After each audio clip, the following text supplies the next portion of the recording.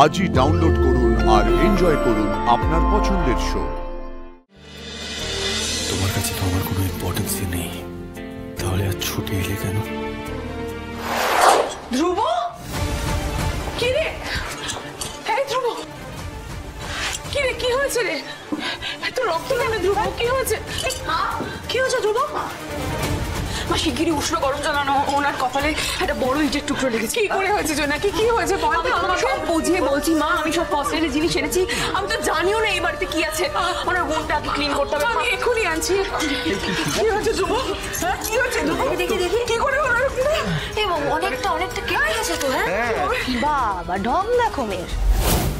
তুমি যেন কত ধ্রুবকে স্বামী বলে মানো, তোমার যেন ওর জন্য কত মনে মনে প্রেম, সব তো তোমার লোক দেখাই। দিদি ভাই, তোমার বৌমার কত কেচ্ছা এই বাড়িতে এনে ঢোকাবে বলো তো? বাইরে মেয়েটা ওটা করে বেড়াচ্ছে, আর এই বাড়িতে এসে সবার সামনে পার ন্যাকামি করছে। এগুলো কতদিন চলবে দিদি ভাই? একটু চুপ করো তো, আমার ছেলেটা কষ্ট পাচ্ছে, তুমি দেখতে পাচ্ছ না? পাচ্ছে, তোমার ছেলে কষ্ট পাচ্ছে, আর যতদিন না জোনাকে বিশ্বাস ওর ঘাট থেকে নামবে, ওর জীবন থেকে কষ্ট যাবে না। আমার কথাটা মিলিয়ে নাও। জোনাকি, এনাও তো গরম চলছে না। মা, ওকে বলো এসব কোনো কিছু করতে হবে না, ওর যেখানে ছিল সেখানে যাক, আমার পিছনে সময় নষ্ট করে কোনো লাভ। মা, ওনাকে বলো যাতে উনি ওষুধটা লাগান, নাহলে কিন্তু বিপদটা আরো বাড়বে। ওকে আগে নিজের বিপদ হ্যান্ডেল করতে বলো মা। আমি কোনো বাচ্চা নই যে আমার সেবা করতে হবে।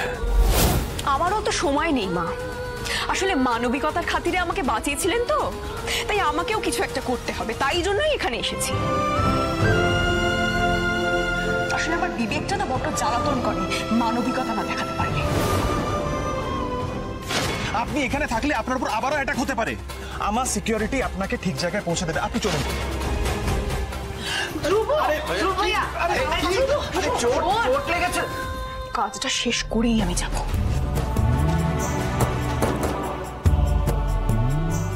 আপনি এখানে থাকলে আপনার উপর আবারও অ্যাটাক হতে পারে, আমার সিকিউরিটি আপনাকে ঠিক জায়গায় পৌঁছে দেবে, আপনি চলুন। ঠিক জায়গায় পৌঁছে দেবে, আপনি চলুন।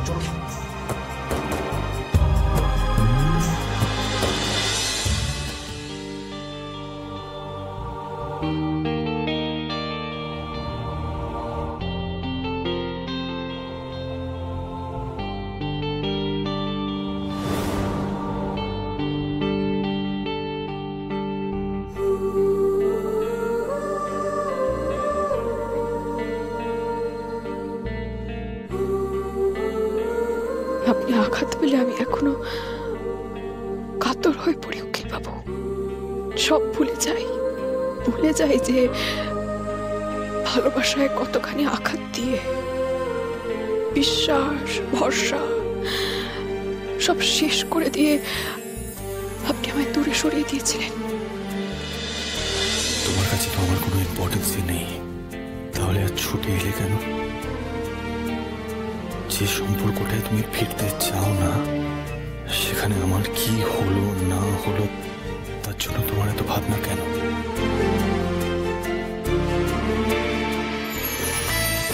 দিদি ভাই, ভগবানের কাছে এটাই প্রার্থনা, কোনো তৃতীয় ব্যক্তির ছায়া যেন ওদের সম্পর্কে না পড়ে। যদি কেউ ওদের কোনো ক্ষতি করতে চায়, ঠাকুর তুমি তাদের জিততে দিও না, ওদের সম্পর্ক যেন ঠিক হয়ে যায়, তুই দেখো।